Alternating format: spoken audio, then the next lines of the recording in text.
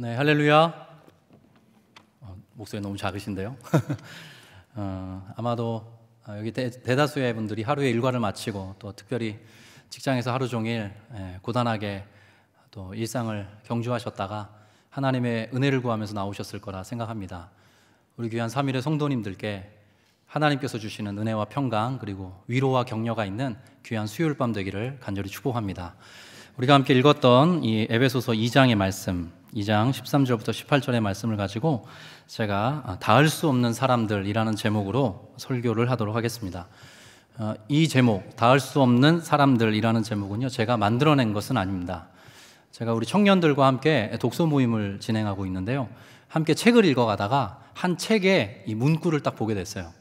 프란츠 카프카라는 20세기 초반의 실존주의 작가가 있습니다. 그 사람이 쓴 변신이라는 책이 있어요. 아마 덜어 읽어보셨을 겁니다. 예전에 우리 송 목사님이 설교 때 한번 언급하셨던 그 한강 씨가 썼던 작별이라는 책처럼 갑자기 눈을 떴더니 눈사람이 돼 있더라. 이게 이제 그 한강 씨가 썼던 작별이라는 책의 모티프인데 그와 비슷합니다.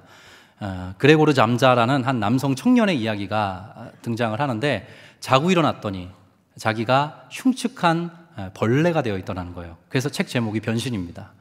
근데 자기가 그 가정의 생계를 책임지고 있었는데 벌레로 흉측하게 보내버린 자기에 대해서 자기가 분명히 그 가정에 대단히 중요한 역할을 하고 있었음에도 불구하고 아버지와 어머니와 여동생이 상당히 자기 자신을 이렇게 밀어내고 자기 자신을 고독과 소외로 이렇게 몰아넣는 것을 대단히 담담한 어조로 이렇게 그려낸 글입니다. 그래서 많은 그 인문학자들이 그 책에 대해서 현대 인간 문명이 가지고 오는 어떤 소외, 고독, 불안 이런 것들을 이제 그려낸 책이다라고 이야기를 해요. 그래서 길지 않은 책인데 그 책을 쭉 우리 청년들과 함께 읽어가다가 닿을 수 없는 사람들이라는 문구에 눈이 머물게 되었습니다. 여러분 정말 그런 것 같아요. 우리 모든 요즘에 가장 큰 요즘을 살아가는 우리 모든 그리스도인들 또 비그리스도인들에게 가장 중요한 우상이 하나 있다고 합니다. 그 우상이 뭐냐면 개인 행복주의랍니다. 그러니까 뭐냐면 우리 모든 사람들의 마음속에 어떤 강렬한 우상이 하나 자리 잡고 있다는 거예요. 나는 행복해져야 된다. 그리고 나의 행복을 위해서 내 주변의 모든 사람, 내 주변의 조건들이 나의 행복에 이바지하는 방식으로 움직여가야 한다. 심지어 하나님까지도. 이제 그런 우상들이 모든 21세기 지금 저와 여러분 살아가고 있는 이 서구 문명사회에 도사리고 있다는 거예요. 그래서 그런 개인의 행복을 최고의 가치로 여기고 살아가고 있기 때문에 서로가 서로에게 닿을 수 없는 존재들이 되어가고 있는 것이죠. 그래서 제가 그걸 읽으면서 참 100년 전에 쓴 글인데 요즘의 이야기들을, 요즘의 우리 시대의 이야기를 이렇게 전해주고 있는 것 같아서 퍽 마음이 좀 어려웠습니다. 그러나 그렇게 끝나면 설교가 우울하게 끝나겠죠. 그러나 오늘 우리 이 본문에서 실마리를 발견할 수 있습니다. 어떻게 닿을 수 없는 사람들이 닿을 수 있는 사람들이 될 수 있는가? 오늘 이 에베소서의 말씀을 통해서 그 단초를 확인할 수 있게 될 것입니다. 여러분 에베소서 한번 읽어보신 분 계세요? 에베소서? 저는 에베소서를 가장 좋아하는 에베소서를 사도 바울의 서신 중에서 가장 좋아합니다. 이유는 몇 가지가 있는데요. 아름답기 때문이에요. 이 에베소서에는 별명이 하나 있는데 축소판 로마서라는 별명이 있습니다. 그러니까 로마서가 인간의 죄와 타락을 뚫어낸 하나님의 구원 역사를 아주 유장한 어조로 16장에 걸쳐서 펼쳐주고 있거든요. 근데 에베소서는 총 장수가 6장밖에 안 돼요. 분량은 훨씬 적지만 여기에도 그 로마서에 못지않는 구원의 정수, 또 구원받은 자로서 어떻게 살아가야 하는가가 매우 아름답고 멋지게 기록되어져 있습니다. 그래서 축소판 로마서라는 별명이 있어요. 에베소서 1장을 딱 펴면 이런 표현이 등장합니다. 사도 바울이 인사를 하고 찬송하리로다 하나님 곧 우리 주 예수 그리스도의 아버지께서 그리스도 안에서 하늘에 속한 모든 신령한 복으로 우리에게 복 주셨다는 말씀이 등장합니다. 1장 3절이거든요. 여러분 에베소라는 지역을 저희가 좀 생각해 볼 필요가 있습니다. 아마도 제가 생각하기에 요즘 시대로 말하면 서울 정도 되는 도시였어요. 그 당시 로마 제국에도 물론 로마가 으뜸가는 도시였지만 그에 상당히 버금갈 정도로 큰 도시들이 있었습니다. 그 중에 하나가 바로 에베소였어요. 가장 그 당시 로마 제국 하에서 물질 문명이 번성했던 지역이 바로 에베소였고 그 에베소에서 살아가는 그런 발전한 물질 문명을 목도하고 있는 수많은 사람들이 얼마나 풍요로운 삶을 누리겠어요. 사도 바울이 그것을 염두에 두고 이렇게 쓰고 있는 거예요. 너희들에게 하나님이 주시는 복이 있는데 그것은 너희들이 지금 눈으로 보고 있는 그런 복이 아니다. 그리스도 예수를 통해서 하늘로부터 주시는 신령한 복이다 라고 시작을 하면서 사도 바울이 그 복됨을 이 에베소서 전체를 통해서 이야기를 해주고 있죠. 그래서 에베소서 1장에는 로마서는요, 여러분, 로마서는 인간의 죄와 타락에 대해서 1장에서 쭉 얘기를 합니다. 그래서 그리고 그것을 뚫어내는 하나님의 구원에 대해서 이렇게 상승적인 묘사를 해요. 그래서 로마서 8장에 가면 아주 멋진 그런 아름다운 또 탁월한 어조로 우리의 구원과 회복에 대해서 이야기를 해줍니다. 근데 에베소서는 좀 달라요. 에베소서는 오히려 하늘로부터 우리의 구원이 어떻게 계획되고 그리스도를 통해서 이행되고 성령을 통해서 적용되는지 에베소서 1장이 아주 유장한 교리적 설교를 우리에게 해주고 있습니다. 바로 그것을 성삼위 하나님께서 우리에게 허락해 주신 그 구원의 선물을 바로 하늘에 속한 신령한 복이라고 일컬어 주고 있는 것이죠. 자, 그리고 나서 제가 아까 이제 대표 기도할 때 잠깐 여러분들 또 예배를 위해서 기도할 때 언급했지만 에베소서 2장을 한번 보겠습니다. 2장 1절 보실까요? 2장 1절 우리 여러분이 한번 읽겠습니다. 그는 시작. 자, 그는 허물과 죄로 죽었던 너희를 살리셨도다. 저를 보시겠습니까? 예. 허물과 죄로 죽었던 하나님과의 관계가 끊어져서 살아있으나 살아있는 존재가 아닌 너희들을 그리스도께서 살리셨다 이렇게 말씀을 하세요. 그리고 나서 그 그리스도를 통해 주시는 은혜에 대해서 2장에서 쭉 이야기를 하다가 2장 11절에 이르러서 중요한 이야기를 하나 꺼내기 시작합니다. 예, 본문은 보지 마시고요. 저를 잠깐 보시겠어요? 예, 사도 바울이 이 에베소서라는 서신서를 쓴 데는 크게 두 가지 목적이 있습니다. 첫 번째는 그 목양적인 필요 때문이에요. 혹은 목회적인 필요. 그래서 어떤 이 성도들에게 꼭 가르쳐야 되는 신앙적인 또 목회적인 가르침이 있기 때문에 글을 썼습니다. 또 하나 아주 실질적인 필요가 있었는데 바로 이 에베소 교회를 구성하고 있는 성도들 간에 문제가 있었기 때문이에요. 에베소 교회 안에 상당수는 이방인들이었고요. 이방인 그리스도인들이었고 소수는 유대계 그리스도인들이었어요. 근데 이 두 세력이 서로에 대해서 적지 않은 불만감을 갖고 있었어요. 분명히 함께 예수 믿고 분명히 함께 구원받고 분명히 함께 교회 생활을 하고 있는데도 불구하고 이들 간에 만만하지 않은 감정적 골이 패여 있었습니다. 물론 감정적인 걸 뛰어넘는 신학적인 이슈도 걸려져 있거든요. 근데 그런 것들을 염두에 두고 사도 바울이 감옥에서 옥중서신이지 않습니까? 감옥에서 이러이러하기 때문에 너희가 이러이러해야 된다라는 권면을 풀어내고 있는 거죠. 바로 그 대목이 저와 여러분이 오늘 읽었던 말씀입니다. 2장 11절과 12절을 같이 한번 읽겠습니다. 2장 11절과 12절 제가 11절 여러분이 12절 읽으면 좋겠어요. 그러므로 생각하라 너희는 그때에 육체로는 이방인이요 손으로 육체에 행한 할례를 받은 무리라 칭하는 자들로부터 할례를 받지 않은 무리라 칭함을 받는 자들이라. 시작. 그때 너희는 그리스도 밖에 있었고 이스라엘 나라 밖에 사람이라. 약속의 언약들에 대하여는 외인이요 세상에서 소망이 없고 하나님도 없는 자이더니. 자, 여러분 저를 보시겠습니까? 예, 이게 이방인들을 염두에 둔 사도 바울의 글입니다. 이방인들에 대해서 그러므로 생각하라. 사실 원문의 더 적절한 번역은 기억하라입니다. 그러므로 너희는 기억해라. 너희는 그때 하나님 없이 살았을 때 육체로는 이방인이고 손으로 육체에 행한 할례를 받은 무리라 칭하는 자들로부터. 이 묘사가 긴데 유대인이란 뜻입니다. 할례를 받는 게 유대인들이잖아요. 그러니까 유대인들로부터 할례를 받지 않은 무리라 칭함을 받았던 이들인데 12절에 그때 너희는 그리스도 밖에 있었고 이스라엘 나라의 밖에 사람이라. 어떤 단어가 강조되고 있죠, 여러분? 밖입니다. 바깥외, 그리스도 밖에, 이스라엘 나라 밖에 사람이라. 이방인들에 대해서 사도 바울이 그렇게 얘기를 하는 거예요. 약속의 언약들에 대하여서도 외인이고 세상에서 소망이 없고 하나님도 없었던 자들이었다. 너희가. 누가? 이방인들이. 예, 이방인들이. 왜냐하면 유대인들이 아니니까 하나님에 대한 소식을 못 들었다는 거죠. 네, 그렇게 이야기를 한 다음에 자 13절을 보겠습니다. 13절 같이 한번 읽을까요? 이제는 시작. 이제는 전에 멀리 있던 너희가 그리스도 예수 안에서 그리스도의 피로 가까워졌느니라. 아멘.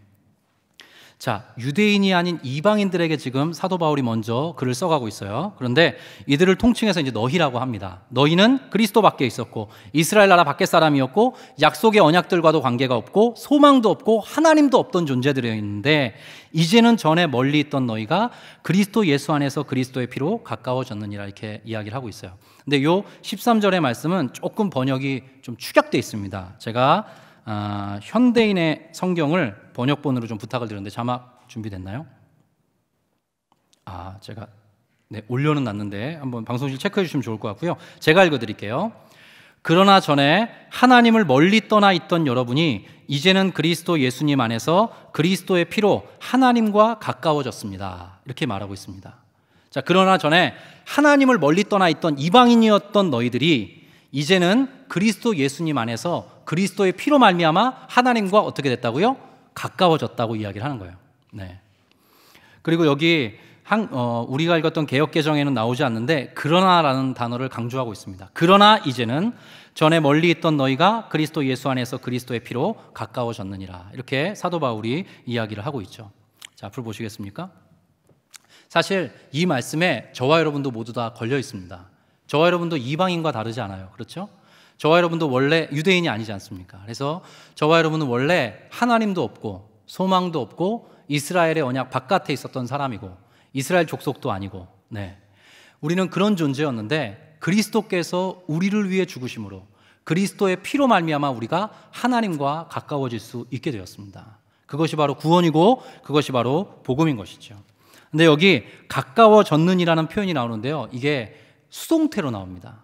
자, 제가 여러분한테 한번 묻겠습니다. 여러분, 하나님과 가까워지는 그 시작점이 우리로부터 발원하였습니까? 하나님으로부터 발원하였습니까? 하나님으로부터입니다. 모든 구원은 철저히 수동태입니다.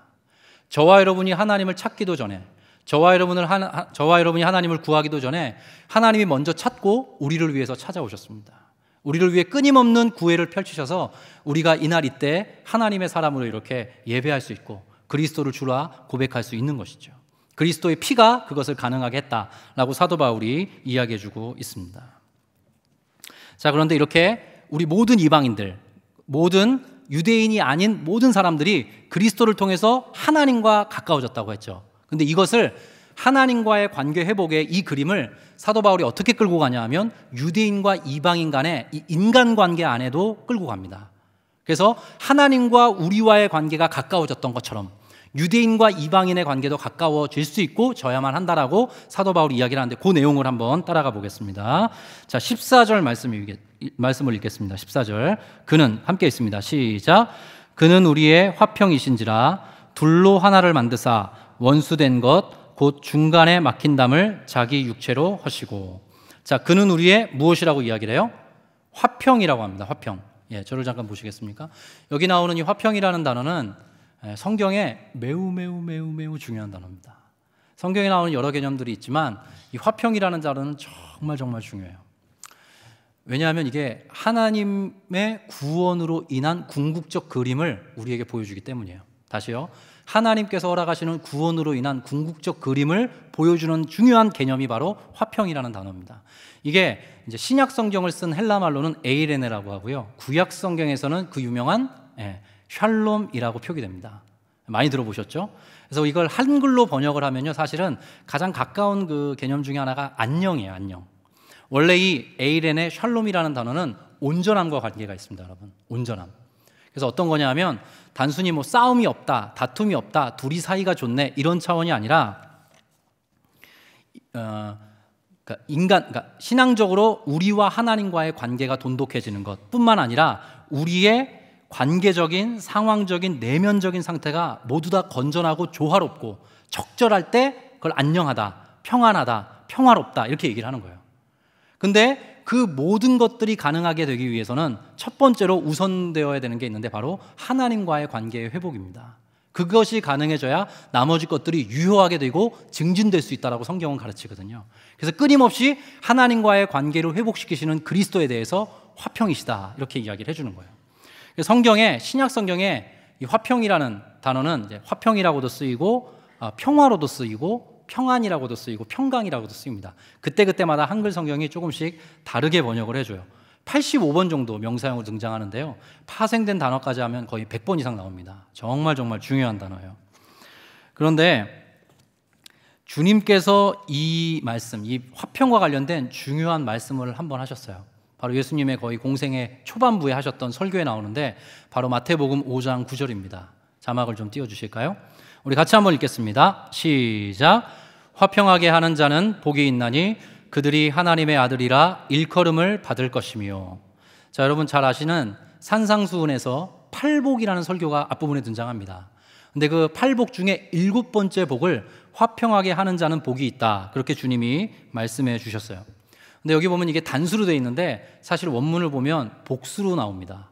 그리고 화평하게 하는 자는이라고 되어 있는데 조금 더 걸맞게 직역을 하면 화평을 만드는 사람들로 나옵니다.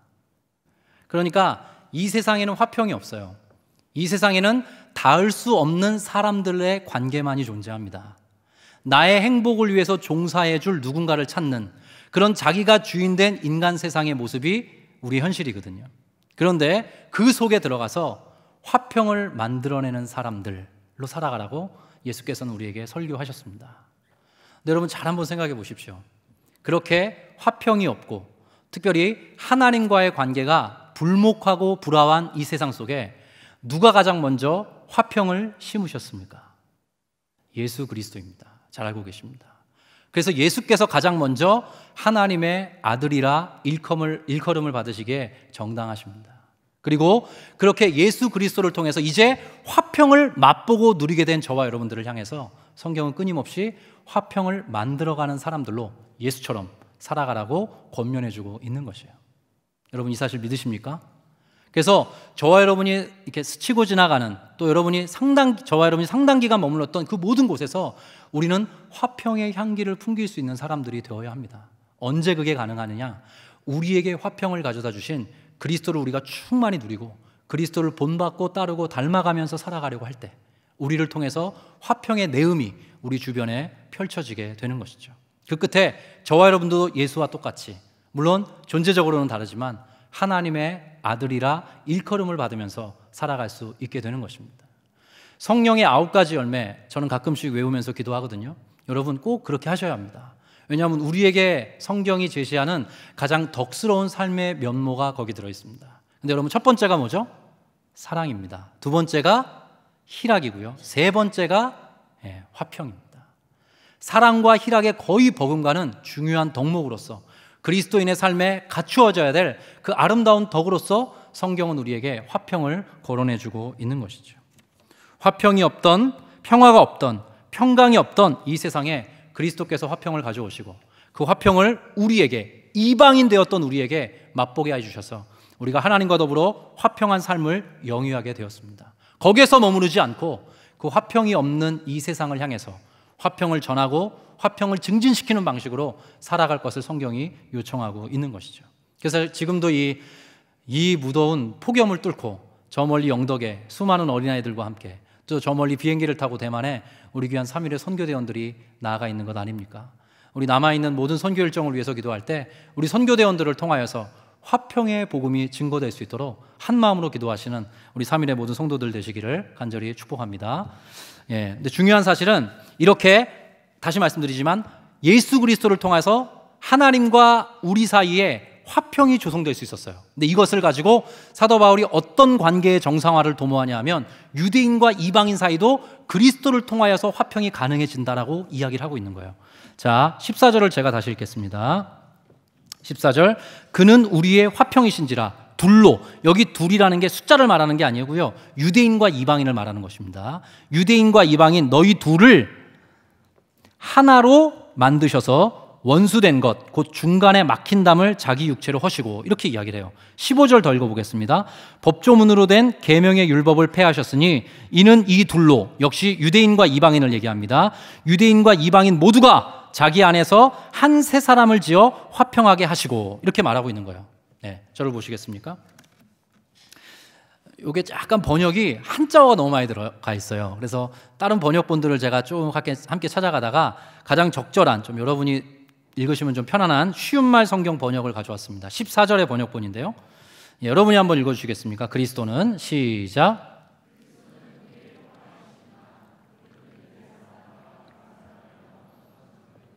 서로 적대감으로 원수되어 갈라지게 했던 그 장벽을 자신의 몸을 희생시켜 허물어뜨리셨습니다.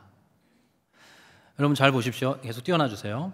유대 사람과 이방 사람을, 이걸 둘로 표현을 한 거예요. 둘이라는. 유대 사람과 이방 사람을 나누었던 장벽들. 근데 그냥 장벽이 아니라 한글 성경은, 개역개정 성경은 감정이 빠져 있어요. 근데 그냥 드라이한 장벽들, 월이 아니고 서로 적대감으로 원수되어 갈라지게 했던 거예요. 그래서 왜 중요하냐면 당시의 유대인들은요, 여러분, 이방인들을 개, 돼지 취급했습니다. 사람 취급을 하지 않았어요. 아까 사도 바울이 언급했던 것처럼 하나님과 관계도 없고 소망도 없고 그리스도도 하나님의 언약의 율법에서도 상관이 없는 존재들이고, 그래서 유대인들은 이방인들을 저열한 존재로 취급함과 동시에 자기들에게는 우월감을 확보하는, 우월감을 담보하는 방식으로 이 하나님께서 주신 모든 율법과 하나님께서 허락해 주신 호혜를 잘못 사용했어요. 여러분 기억하실 텐데, 하나님께서 아브라함을 부르실 때 아브라함과 유대인들만 복되게 하겠다고 말씀하셨나요? 아니죠. 너로 모든 민족이, 모든 족속이 복을 얻을 것이다. 네가 복 자체가 될 것이다 라고 말씀하셨어요. 그래서 유대인들은 아브라함을 믿음의 조상이라고 받아들이는 모든 유대인들은 그 하나님의 약속을 따라 움직였어야 해요. 그래서 열방 가운데 빛을 전하는 존재들로 살았어야 되는데 이들이 그렇게 하지 않고 장벽을 치는 방식으로 살았던 거예요. 그래서 이 당시에 팔레스타인 지역에 이제 성전이 있잖아요. 성전에 보면 이방인들이 밟을 수 있는 한계치가 있습니다. 이방인의 뜰이 있어요. 거기 이상은 못 들어와요. 예, 이방인들이 밟을 수 있는 한계치가 있고, 여기는 유대인들 들어올 수 있고, 여기는 제사장들 들어가고, 뭐 이런 식이에요. 그러니까 유대인과 이방인들 사이에 분명한 차이가 존재한다는, 존재의 우위가 존재한다는 것을 유대인들이 끊임없이 율법을 붙들고 얘기했던 거예요. 율법의 정신을 오도했던 것이죠. 그래서 이방인들은 그럼 어떻게 느꼈냐? 여러분, 이방인들도 문명이 만만치 않았거든요. 그러니까 이방인들은 어떤 식으로 얘기했냐면 유대인들을 도리어 희롱했어요. 쟤네는 절단한 애들이래. 이렇게 희화화했어요. 할례를 하잖아요, 남자들이. 생식기 끝을 자르잖아요. 그걸 이제 유대인들은 자랑이라고 떠벌려대니까 이방인들은 되려 그것을 되돌려줬던 거예요. 쟤네들은 절단한 애들이래. 이렇게 은어로, 사실 이게 거의 반 욕설에 가까운 말일 거예요, 아마. 그들을 깎아내리는, 유대인들을 깎아내리는 방식으로 이 이방인들과 유대인들 사이에 아주 첨예한 갈등의 골이 있었던 거죠. 그래서 오늘 이 현대인의 성경에 보면 적대감으로 원수되어 갈라지게 했던 그 장벽을 누가? 예수 그리스도께서 자신의 몸을 희생시켜 허물어뜨렸다. 자, 근데 여러분 잘 보세요. 어떠한 방식으로 허물어뜨리셨을까요? 이게 중요합니다. 예수께서 죽으시면, 예수께서 십자가에 달려 죽으심과 동시에 그 모든 장벽들이 알아서 허물어집니까? 그렇지가 않습니다. 그에 대한 설명이 바로 15절에 나오는 것이죠. 15절 제가 한 번 더 읽을 테니까 여러분이 눈으로 따라와 주십시오. 법조문으로 된 계명의 율법을 폐하셨으니, 이게 아까 말한 뭐 성전에는 유대인의 뜰이 있고 이방인의 뜰이 있고, 또 온갖 뭐 음식법, 또 할례법, 의복법, 이런 것들을 막 가려서 유대인과 이방인 사이를 구분짓던, 그래서 유대인들의 우월감을 표현했던 그런 것들을 얘기하는 거예요. 그런 모든 것들을 예수께서 어떻게 하셨다 그래요? 폐하셨다는 거예요. 율법 전체를 폐하신 게 아니에요. 유대인들이 잘못 오도했던 그런 율법들을 폐하셨다는 거죠. 이는 이 둘로 자기 안에서 한 무엇을 지어 화평하게 하셨다고요? 거기 중요합니다. 한 무엇을 지었다고요? 세 사람을 지어 화평하게 하시고. 저를 보십시오. 여러분, 이게 너무너무 중요합니다. 한 세 사람을 지으신 것입니다. 예수 그리스도께서는 유대인이든 유대인이 아니든, 가진 자든 가진 자가 아니든, 남자이든 여자이든 나이가 많든 적든 한 세 사람을 지으시는데 관심이 있으십니다. 예수 그리스도를 통해 아버지께 예배하는 자들을 예수께서는 만드시는 것입니다. 그래서 유대인들이든 이방인들이든 예수 그리스도의 피의 공로를 덧입는 그 사람들은 누구나 하나님께 나아가는 새로운 존재가 되는 것이죠. 그래서 예수께서는 유대인과 이방인들의 그 모든 어떠함들을 뚫어내고 온전하게 새로운 하나의 인류를 만들어내신 거예요. 그래서 어떤 설교자의 요 에베소서 설교를 보니까 인생에는, 인간은 세 가지 부류밖에 없다는 거예요. 첫 번째는 유대인들이 있대요. 혈통적인. 두 번째는 유대인 밖에 이방인들이 있대요. 세 번째는 그리스도 안에 속한 성도들이 있대요. 네. 이것밖에는 없어요. 유대인이거나 이방인이거나 그리스도 안에 속한, 여기로 표현되는 세 사람. 여러분 잘 아시는 본문이죠. 그런즉 누구든지 그리스도 예수 안에 있으면 새로운 피조물이라. 이전 것은 지나갔으니 보라 새 것이 되었다. 그리스도 예수 안에 뿌리 내린 사람, 그리스도를 마음의 구주로 모신 사람, 그리스도의 십자가를 자신의 죄를 위해 대신 짊어지신 메시아의 그것으로 인정하는 사람, 그 사람은 바로 이전과는 전혀 다른 새로운 존재, 새 사람으로 살아가게 된다. 그렇게 유대인이든 이방인이든 남이든 여든, 가진 자든 못 가진 자든, 배운 자든 못 배운 자든 상관없이 그리스도 예수를 구주로 영접하는 그 사람들은 한 새 사람으로서 하나님과 더불어 화평을 누리고 하나님 안에 용납받는 은혜를 누리게 된다. 성경은 이야기하는 겁니다. 그래서 그리스도 안에는 유대인이든 이방인이든 상관이 없는 거예요. 그래서 사도 바울은 갈라디아에서의 가난한 자나 부한 자나 천한 자나 존귀한 자나 그리스도 예수 안에서는 차별이 없다. 모두가 다 하나다라고 이야기를 했던 것이죠. 그래서 어떤 신학자가 이렇게 표현했습니다. 제가 읽어드릴게요. 은혜는 하나님과 그리스도를 우리에게 연결시켜 줄 뿐만 아니라 우리를 서로 연결시켜 준다. 자, 유대인과 이방인이라는 허울을 걷어내고 나면 모두 다 그리스도의 보혈의 공로, 그리스도의 십자가의 은혜를 덧입은 우리 모두는 그저 나와 똑같은 너로서, 나와 똑같은 누구로서 서로가 서로를 받아들이게 되는 것입니다. 하나님께 은혜를 입은 사람, 그리스도를 통해 구원을 경험한 사람, 그리스도를 통해 불목했던 하나님과의 관계 속에 화평이 비로소 찾아옴을 느끼는 사람으로 그것을 맛보고 누리고 그것을 전하며 살아가야 되겠구나. 그 감격 속에 하루하루를 살아가는 사람이 된다는 것이에요. 그거 외에는 길이 없는 것이죠. 예수께서는 그 길 하나를 내셨던 것입니다. 자, 16절부터입니다. 조금 지나가서 16절부터 18절의 말씀입니다. 석절인데요. 비슷한 내용이 조금 더 강화되어서 제시되고 있습니다. 유대인과 이방인 사이의 이야기인데 16, 17, 18절 좀 길지만 같이 읽겠습니다. 시작. 또 십자가로 이 둘을 한 몸으로 하나님과 화목하게 하려 하심이라. 원수된 것을 십자가로 소멸하시고 또 오셔서 먼데 있는 너희에게 평안을 정하시고 가까운 데 있는 자들에게 평안을 정하셨으니 이는 그로 말미암아 우리 둘이 한 성령 안에서 아버지께 나아감을 얻게 하려 하심이라. 아멘. 여러분, 이게 그리스도의 꿈입니다. 이게 하나님의 계획이에요. 오늘도 성령 하나님께서 이것을 위해서 우리 가운데 역사하고 계십니다. 그리스도 안에서 하나 되어 아버지께 나아가는 것. 16절을 제가 현대인의 성경으로 부탁을 드렸습니다. 같이 한번 읽어보겠습니다. 시작. 또 십자가로 그들의 적개심을 죽이고 둘을 한 몸으로 만들어 하나님과 화해시키기 위한 것입니다. 여기 여러분이 읽었을 때 그래 그런 뜻이구나 하실 수 있지만 너무나 놀라운 표현이 하나 있습니다. 제가 이거를 묵상하다가 정말 깜짝 놀랐어요. 저만 놀라는 것이 안 됐으면 좋겠습니다. 여러분 잘 보시면 우리가 흔히 생각하기에 저와 여러분 한 사람 한 사람이 하나님께 구원받고, 그렇죠? 그래서 우리 모두가 구원받은 사람들끼리 모이면 하나가 된다 이렇게 생각을 하잖아요. 맞습니까, 여러분? 그러니까 저와 여러분이 하나님과의 한 사람 한 사람의 하나님과의 수직적 관계가 회복이 되고 화평을 경험하게 되고 그리스도를 구주로 영접하는 그런 놀라운 구원이 경험된 상태여야만 우리가 그 사람들이 모였을 때 공동체가 되고 하나가 된다고 생각을 하는데 여기 순서가 거꾸로 나옵니다. 거꾸로 나와요. 그게 뭐가 놀랍냐는 표정이신데 잘 보십시오. 제가 다시 한번 읽어볼게요. 또 십자가로 그들의 적개심을 죽이고 둘을 한 몸으로 먼저 만드셔서 하나님과 화해를 시키셨다라고 나오는 거예요. 순서가 뭐가 먼저 나와요? 둘을, 유대인과 이방인을 하나로 만드셔서 하나님과 화해시킨다고 나오는 거예요.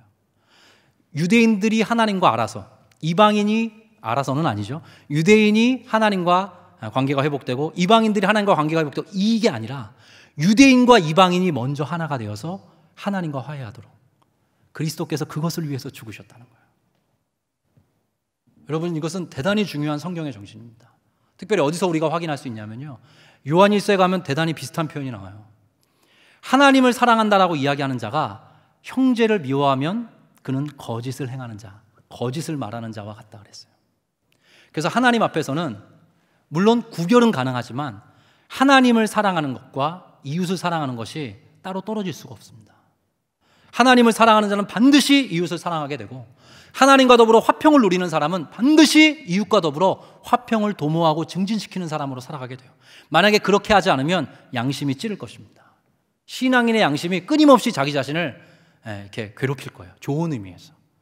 내가 주님께서 내게 주신 이 용서와 화해와 화평의 복음을 내가 이렇게 믿었는데, 그래서 내가 구원받았는데 내가 어떻게 살아가야 되는가, 그걸 고민할 때마다 불목한 관계 속에서 끙끙거리게 되고 내가 이 가운데서, 이 가정 안에서, 이 조직사회 속에서 내가 어떻게 하면 이 화평을 좀 증언하며 살아가야 될까 전전긍긍하게 되는 거죠.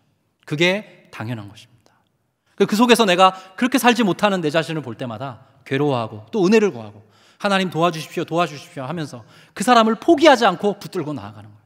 때로 우리 마음을 불편하게 했던 누구라 손 치더라도 그를 밀어내지 않고 유대인이 이방인들을 밀어냈던 것처럼, 이방인들이 유대인들을 밀어냈던 것처럼 그렇게 하지 않고 화평이신 그리스도께서 그 담을 허물으셨으니 나도 그러한 방식으로 화평을 도모하고 증진시키며 살아가야 하는구나. 그렇게 깨달아가면서 우리의 삶을 영위해야 한다는 것이죠.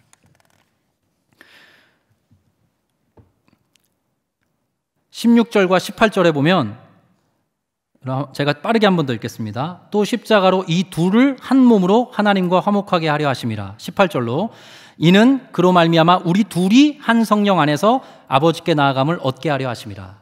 자, 반복되는 단어 하나 있죠? 한 글자짜리 둘입니다. 둘. 자, 여러분 저를 보실까요? 그래서 본래 가까이 갈 수 없었던, 오늘 설교 제목에 의하면 본래 닿을 수 없었던 그 둘 사이가 그리스도 예수를 통해서 화평과 평화와 평강을 누리게 되고, 그리고 비로소 서로가 서로를 그리스도 안에서 나와 꽃 같은 존재, 나와 다르지 않고 나와 우위에 있지도 않고 나보다 못하지도 않은 나와 꽃 같은 하나님께 사랑을 입은 존재로 받아들이게 되는 것, 그것이 바로 복음입니다. 복음이에요. 근데 이것이요, 요 본문에만 있는 게 아니고 사실 성경 전체에 나오는 사상이에요. 사실 이 얘기를 하기 위해서 여러분한테 여기까지 끌고 온 것입니다. 여러분 창세기 2장에 보면 이게 사실 결혼 주례 본문이에요. 저도 결혼 주례 할 때 늘 이 본문 갖고 하거든요. 한번 볼까요? 창세기 2장입니다. 자, 읽을게요. 시작. 여호와 하나님이 아담에게서 취하신 그 갈빗대로 여자를 만드시고 그를 아담에게로 이끌어 오시니, 시작. 아담이 이르되 이는 내 뼈 중에 뼈요 살 중에 살이라. 이것을 남자에게서 취하였은즉 여자라 부르리라 하니라. 이러므로 남자가 부모를 떠나 그의 아내와 합하여 둘이 한 몸을 이룰지로다. 둘이 여기 나옵니다. 둘이 한 몸을 이루는 장면이 성경 처음 등장해요. 남과 여는 다릅니다.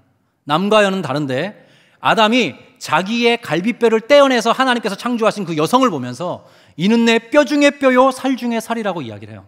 여러분, 근데 이거를 로맨틱하게 보시면 안 됩니다. 이건 로맨틱한 본문이 아니에요. 와, 내 뼈 중에 뼈요 살 중에 살이다. 너무 아름답다. 전혀 그런 로맨틱한 본문이 아닙니다. 이것은 대단히 신앙적인 고백이에요.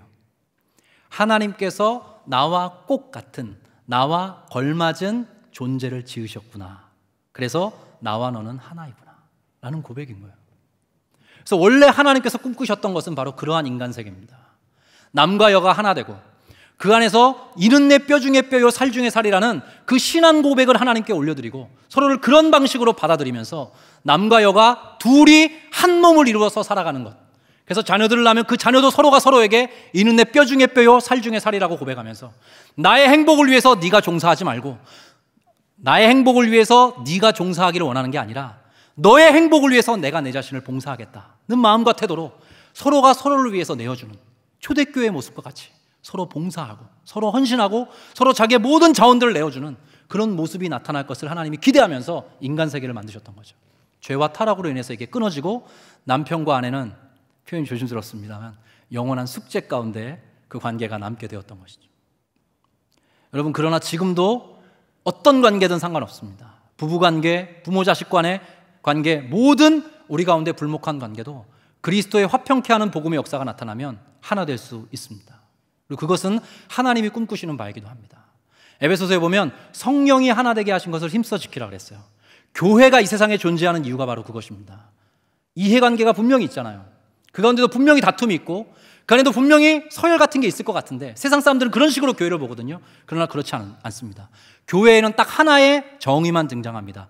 그리스도를 통해 구원의 은혜를 입은 자들의 모임. 이것 하나만 남는 거예요. 그 안에서 서로가 서로 하나 되고 서로가 서로를 그런 방식으로 받아들이는 것이 바로 교회인 것입니다. 여러분, 그리스도의 기도와 모범에서도 우리가 중요한 단서를 확인할 수 있어요. 예수께서 요한복음 17장에 보면 겟세마네 동산에서 올리셨던 마지막 기도가 아주 장엄하게 등장합니다. 요한복음 17장, 이제 앞으로 송 목사님이 설교를 하실 텐데 대표적으로 두 가지 내용이 등장해요. 첫 번째 내용은 뭐냐면 예수님의 기도죠. 아버지, 내가 아버지께로 돌아갑니다. 내가 아버지께로 이제 돌아가는데 내가 남겨두고 떠나는 내 백성이 있습니다. 아버지께서 내게 주신 내 백성이 있는데 아버지께서 저들을 좀 지켜주십시오. 예수님이 그것 기도하세요. 그게 첫 번째 기도고, 두 번째 기도가 뭐냐면 저들이 하나가 되게 해주십시오 라는 기도입니다. 여러분, 놀랍지 않습니까? 저들이 다 하나가 되게 해달라는 기도를 예수님이 간절히 올리시고 십자가에 달려 죽으셨던 거예요. 저들의 모든 자격과 조건을 뛰어넘는 저들의 하나됨을 구하시면서 예수님이 십자가를 향해 나아가셨던 것입니다. 그 내용을 보겠습니다. 요한복음 17장 21절부터 23절인데 같이 한번 읽을까요? 시작. 아버지여, 아버지께서 내 안에, 내가 아버지 안에 있는 것 같이 그들도 다 하나가 되어 우리 안에 있게 하사 세상으로 아버지께서 나를 보내신 것을 믿게 하옵소서. 내게 주신 영광을 내가 그들에게 주었사오니 이는 우리가 하나가 된 것 같이 그들도 하나가 되게 하려 함이니이다. 곧 내가 그들 안에 있고 아버지께서 내 안에 계시어 그들로 온전함을 이루어 하나가 되게 하려 함은 아버지께서 나를 보내신 것과 또 나를 사랑하심 같이 그들도 사랑하신 것을 세상으로 알게 하려 함이로소이다. 잠깐 띄워주실까요? 하나가 되게 해달라, 하나가 되게 해달라, 하나가 되게 해달라. 석절에 걸쳐서 예수님이 기도하셨다고 나와요. 그게 그리스도께서 십자가를 지신 이유입니다. 저와 여러분이 생김새를 떠나 자격과 조건을 떠나 모든 상황을 떠나 하나 되는 것, 그것이 바로 그리스도의 꿈입니다. 하나님의 꿈인 것이에요. 그런데 그렇게 우리가 하나 될 때 어떤 결과가 뒤따르느냐 하면 여기 중간에 보시면 아버지께서 나를 보내신 것과 또 나를 사랑하신 같이 그들도 사랑하신 것을 세상이 알게 된다는 거예요. 세상이 알게 된다. 저와 여러분이 하나 될 때, 모든 믿는 자들이 하나 될 때, 그때 바로 주어지는 중요한 결과가 있는데 세상이 하나님이 누구신지를 알게 된다는 거예요. 그리스도가 누구이신지, 십자가의 의미가 무엇인지 비로소 알게 된다는 것입니다. 마지막입니다, 여러분. 요한계시록에도 보면 중요한 그림이 나와요. 요한계시록 7장에 보면 그 신천지에서 많이 사용하는 흰 옷 입은 그 무수한 무리들에 대한 이야기가 나오는데, 여러분, 그 흰 옷 입은 무리, 다른 묘사가 등장하지 않아요. 그리스도 예수의 보혈에 옷을 빤 사람들로만 구원받은 백성의 무리가 묘사되고 있어요. 거기에 어떤 신분의 고하 나오지 않습니다. 어떤 인생에 대한 평가 전혀 등장하지 않아요. 오로지 그리스도 예수의 보혈의 공로를 힘입은, 그래서 옷이 하얗게 된 흰 옷 입은 무수한 무리들이 나와서 하나님을 노래해요. 하나님을 찬양하고 하나님께 경배합니다. 그 유명한 비전이라는 찬양의 가사죠. 구원하심이 보좌에 앉으신 우리 하나님과 어린 양께 있도다. 이 찬양을 올려드리는 것으로 성경의 대단원이 막을 내립니다. 여러분, 그래서 보이십니까? 저와 여러분은 그런 존재로 부름받은 것입니다. 하나님과의 관계가 회복되었을 뿐만 아니라 우리가 살아가는 모든 순간순간에서 화평을 만드는 사람들로 살아가도록 예수께서 우리를 초대하셨습니다. 그래서 그 일을 우리가 수행할 수 있도록 성령을 보내셔요. 요한복음 20장에 보면 예수께서 부활하신 후에 제자들에게 나타나십니다. 그리고 나서 평강이 너희에게 있을지어다 말씀하세요. 그리고 제자들에게 이런 명령을 하십니다. 아버지께서 나를 세상에 보내신 것처럼 이제 나도 너희를 세상에 보낸다. 너희 성령을 받으라 말씀하세요. 예수께서 아버지께로부터 받았던 명령을 수행하셨던 것과 같이 내가 성령을 보내줄 테니 너희도 내가 너희를 보내니 내가 하여야 할 그 일을 너희들이 행하면서 살아가라고 예수님의 제자 공동체에 그것을 권면하고 계십니다. 바로 우리가 그 예수 그리스도의 구원의 은혜를 덧입어 2000년이 지난 지금 살아가고 있습니다. 제가 이 말씀을 이렇게 길게 드리면서 먼저는 제 자신에게 묻고 또 여러분과 함께 우리가 살아가는 이 시대를 한번 촘촘히 들여다봤으면 좋겠다는 요청의 말씀을 드리고 싶어요. 저희 삼일교회에서 이제 기도학교를 담당하고 있고요. 정기적으로 기도 모임을 인도하는데 뉴스를 보기가 정말 두렵습니다. 남편이 아내를 죽이고 아내가 남편을 죽이고 서로가 서로를 미워하고 국가가 국가를 대항하고 서로가 서로를 혐오하고 이런 끊임없는 파열음과 무너지는 소리가 들리고 있습니다. 닿을 수 없는 사람들이 자기 자신의 행복을 위해서 종사하지 못한다는 이유로 주변의 많은 사람들에게 그 분노를 쏟아내고 있는 사회 속에 우리가 살아가고 있습니다. 어떤 사람이 그렇게 얘기했어요. 이 세대는 진실한 그리스도인들을 기다리고 있다. 진실한 그리스도인들을 기다리고 있다. 저와 여러분이 바로 그러한 존재로 부름받았다는 사실을 꼭 기억하시기를 바랍니다. 제가 마지막으로 조심스럽지만 사진을 한 장 보여드리고 싶어요. 혹시 준비가 됐나요? 누구 같아요? 네, 접니다. 네, 사진 잠깐 띄워주시고요. 저는 30살 넘어서 저희 아버지의 삶을 해석하게 된 사람입니다. 제가 어렸을 때 저희 아버지는 턱 말씀이 없으셨던 분이세요. 그래서 왜 우리 아버지는 이렇게 말씀도 없고 따뜻하지 않으신가 해서 사실 불평하고 불만도 퍽 가졌습니다. 하나님께 은혜를 입고 하나님 앞에 간절히 기도하다가 우리 부모님의 구원을 위해서도 역시 기도했죠. 그래서 어느 날 하나님께서 은혜 속에서 깨닫게 해주신 게 있어요. 제가 일반화시킬 수는 없습니다. 조심스럽습니다. 그러나 제가 깨닫게 된 게 저희 아버지는 저희 아버지의 한계 속에서 최선을 다하셨더라고요. 제가 그것을 하나님의 은혜의 관점 안에서 받아들이게 됐어요.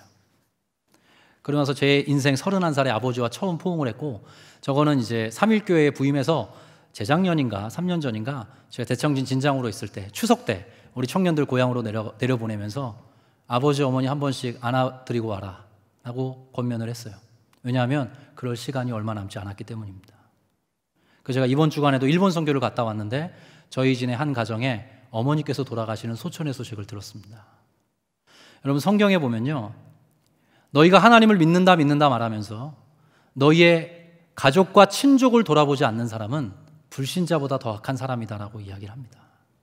제가 겁박하는 게 아니고요, 여러분이 여러분 자신을 위한 신앙을 영위하지 말고 여러분을 통해 화평이 증진되고 전파되기를 원하시는 하나님의 마음으로 여러분의 가족과 주위를 돌아보시라는 부탁을 드리기 위함입니다.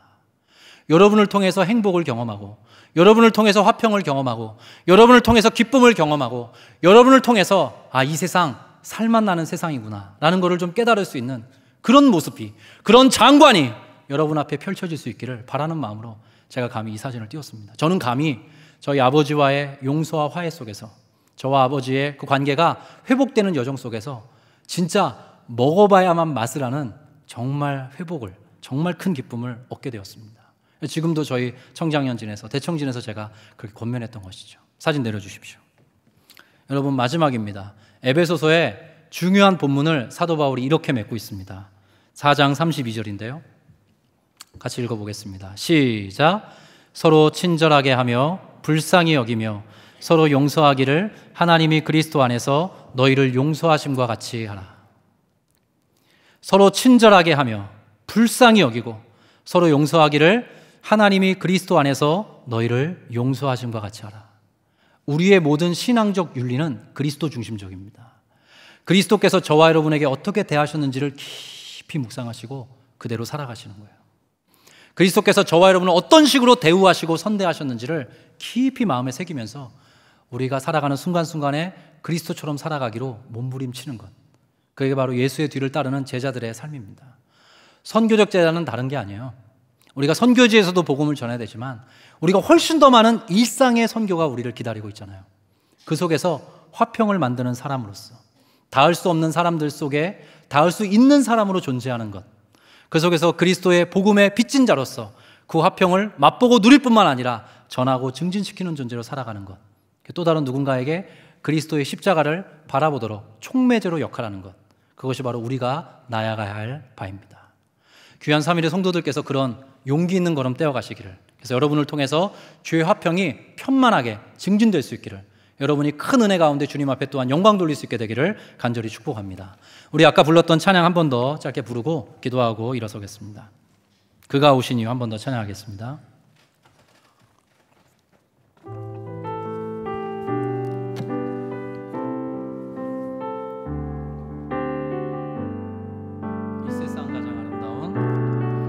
이 세상 가장 아름다운 순종의 눈물, 온 세상 다시 빛나게 한 생명의 눈물, 그가 이 땅에 오신 이유, 죽어야 살게 되고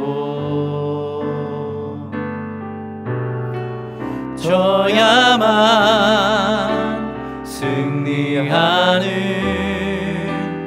놀랍고 영원한 신비, 지으신 그대로 회복시킨 우리의 창조주 그리스도, 십자가의 십자가의 길로 아버지 뜻 이루셨네. 그가 이 땅에 오신 이유 이제 우리에게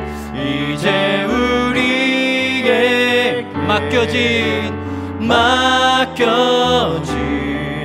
그 소망, 그 사랑, 그 생명, 아름답고 눈부신 십자가의 길, 우리가 이 땅에 살아갈. 우리 후렴 한 번만 더 고백합니다. 지으신 그대로 회복시킨 우리의 창조주 그리스도, 십자가의 길로 아버지 뜻 이루셨네. 그가 이 땅에 오신 이유 이제 우리에게 맡겨진 그 소망, 그 사랑, 그 생명, 아름답고 눈부신 십자가의 길, 우리가 이 땅에 살아갈 이유. 우리 오늘 주신 말씀을 붙들고 한번 기도하겠습니다. 그리스도께서 우리에게 화평케 하는 복음을 전해주시고 하나님 아버지와 더불어 화목할 수 있도록 십자가를 져주셨습니다. 우리가 그 은혜를 받고 머물러 사는 것이 아니라 그리스도께서는 우리에게 화평을 만드는 자들로 살아가라고 권면하십니다. 여러분의 모든 처한 관계를 봅시다. 여러분의 직장 관계, 교회 공동체 안에서의 관계, 여러분의 가족 관계, 여러분의 지인 관계, 여러분이 머무는 모든 곳에서 그리스도를 본받아 화평을 만드는 사람들로 살아갈 수 있게 되기를 축복합니다. 여러분을 통해서 그리스도 예수를 알고 하나님을 알고 성령의 역사를 알게 되는, 화평이 무엇인지를 알게 되는, 용서가 무엇인지를 알게 되는 그런 놀라운 회복들이 있기를 원합니다. 여러분의 가족 공동체의 구성원들을 두고 직장에서 표현이 조심스럽지만 기도하기도 싫은 그 사람을 염두에 두고 그 사람을 떠올려가면서 주님, 내가 저를 품게 하여 주옵소서. 주님, 나에게 저와 더불어 화평할 수 있는 은혜를 주시옵소서. 전전긍긍하는 기도 주님 앞에 올려드리기를 원합니다. 그 기도 속에 그리스도께서 계시고 그 기도 속에 그리스도의 고난이 있습니다. 우리가 그러한 방식으로 여러분의 삶을 올려드리고 화평케 하는 대사로서 살아가기 원한다는 다짐을 하면서 이 시간 주님 앞에 간절한 마음으로 기도하겠습니다. 함께 기도합니다. 하나님 아버지, 감사합니다. 아버지, 부족한 사람이 주의 말씀을 대언했습니다. 그리스도께서 우리 가운데 가져오신 그 화평, 그 샬롬, 그 에이레네, 우리가 맛보고 마는 것이 아니라 그냥 나만 잘 살고 마는 것이 아니라 그리스도를 본받아 그리스도를 따르고 닮아감으로 내 인생 전체가 구원받기를 원합니다.